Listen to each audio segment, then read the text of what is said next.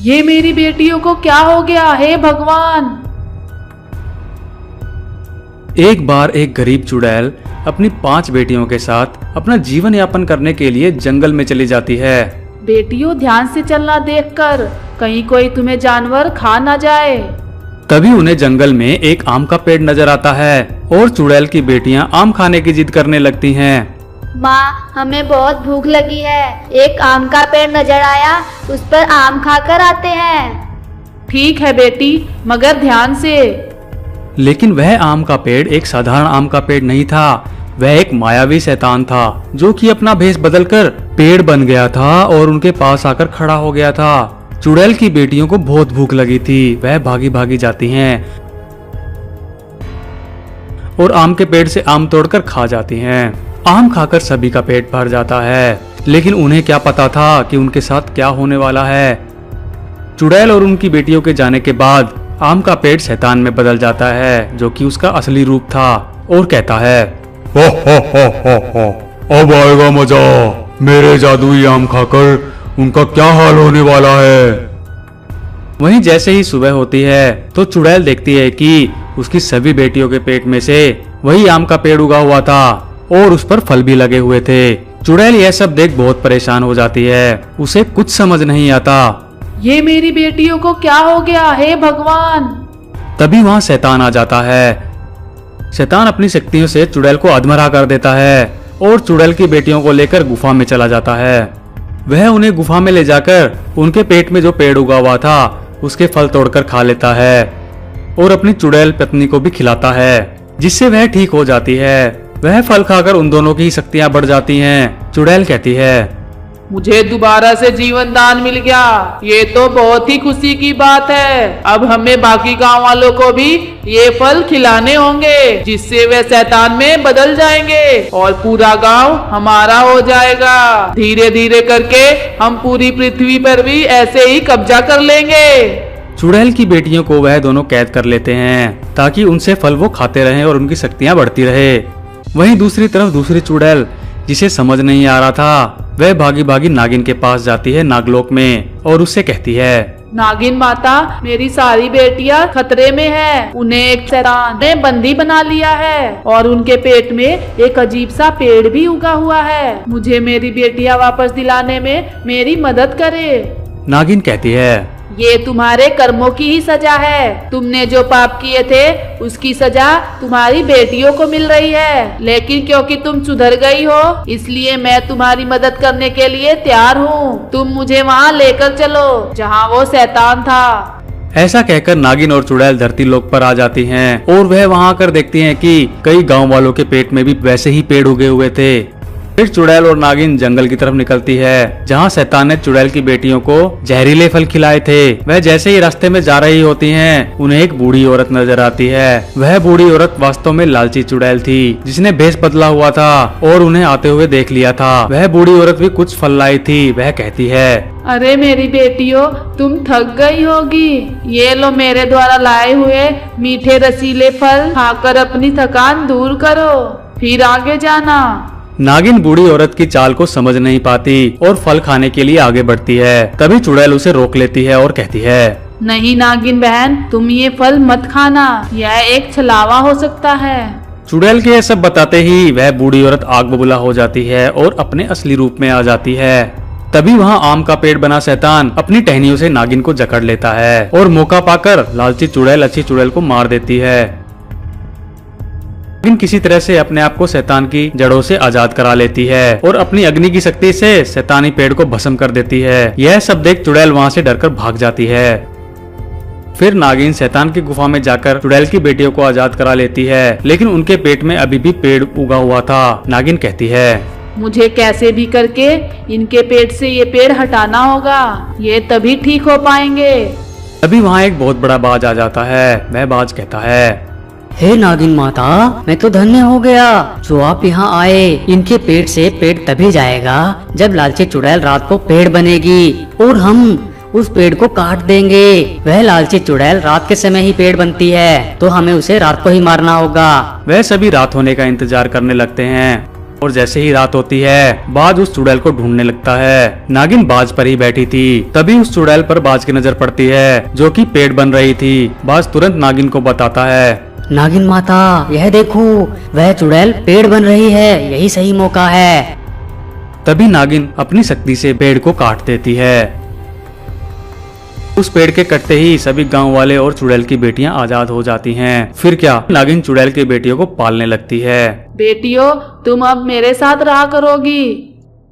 बचाओ, हमारे बच्चों को 2 चुड़ैलें उठा ले गई, जल्दी बचाओ, कोई तो मदद करो। एक गांव के बहुत बड़े जमींदार के घर 2 बच्चे पैदा होते हैं, जिसमें से एक लड़का तो दूसरी लड़की होती है। जमींदार कहता है, लड़का तो ठीक है, लेकिन लड़की का क्या करूं? लड़का तो मेरे इतने बड़े साम्राज्य की देखभाल करेगा, लेकिन लड़की तो बोझ है, इसमें तो बहुत खर्चा होगा। ऐसा सोचकर जमींदार लड़की को उठाता है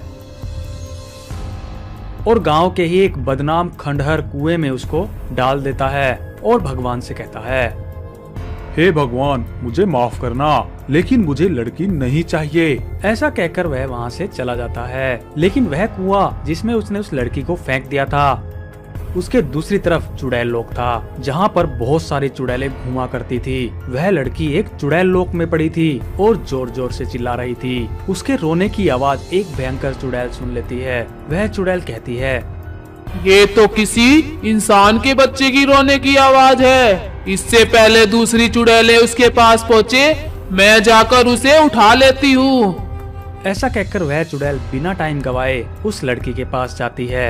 आज तो दावत होगी। वह जैसे ही उस लड़की को उठाने लगती है, एक नागिन वहां पहुंच जाती है। नागिन अपनी शक्ति से उस चुड़ैल को वहां से भगा देती है। वहां हो रही लड़ाई को देख बाकी सारी चुड़ैलें पहुंच जाती हैं और इकट्ठा हो जाती हैं। नागिन उन्हें भी अपनी शक्ति से मारकर भगा देती है और कहती है, ये मेरी बच्ची है, इसे हाथ भी मत लगाना, चली जाओ यहाँ से। नागिन उस बच्ची को उठा लेती है और कहती है, बहुत ही प्यारी बच्ची है, इसे तो मैं पाल लूंगी। ऐसा कहकर वह उसे कुएं से बाहर ले आती है और अपने जादू की शक्ति से एक घर बनाती है और उसमें रहने लगती है। नागिन कहती है, इसे पढ़ाना जरूरी है, लेकिन मैं इसे पढ़ाने के लिए स्कूल नहीं भेज सकती। अगर मैं उसे वहाँ भेजूंगी तो सभी चुड़ैलें इसके पीछे पड़ जाएंगी और एक न एक दिन इसे खा जाएंगी। ऐसा कहकर वह नागिन उसे घर में ही पढ़ाने लगती है। जो स्कूलों में शिक्षा मिलती है वह उसे वहीं देने लगती है। देखते ही देखते वह लड़की भी बड़ी हो जाती है और जमींदार का लड़का भी बड़ा हो जाता है। लेकिन जमींदार का लड़का बहुत ही निकम्मा था। वह कोई भी काम धंधा नहीं किया करता था और जुए में जमींदार के सारे गहने पैसे उड़ा दिया करता था। उसके ऐसा करने से जमींदार एक दिन कंगाल हो जाता है और उसकी हालत इतनी खराब हो जाती है कि वह खेती करने लगता है। जमींदार कहता है, हे भगवान, कैसा निकम्मा बेटा दिया है। मैंने मेरी बेटी को फेंककर बहुत गलत किया। आज अगर वह मेरे पास होती तो मेरा काम में हाथ बटाती। अब मैं क्या करूं भगवान, मेरी बेटी को वापस कैसे लाऊं? तभी एक दिन कुछ चुड़ैलें भेष बदलकर गांव में घूम रही थी। फिर उन्हें वह लड़की दिखाई देती है। एक चुड़ैल कहती है, बहन, ये तो वही बच्ची है जिसे नागिन ने बचाया था। इसकी खुशबू हूबहू वैसी ही है। ये वही लड़की है। लेकिन बहन, नागिन यहीं घूम रही है। अगर हम इसे पकड़ेंगे तो नागिन हमें मार देगी। कुछ और तरकीब लगानी होगी। तभी दूसरी चुड़ैल कहती है, अरे हाँ बहन, मैंने देखा था, एक जमींदार इस लड़की को कुएं में फेंक गया था।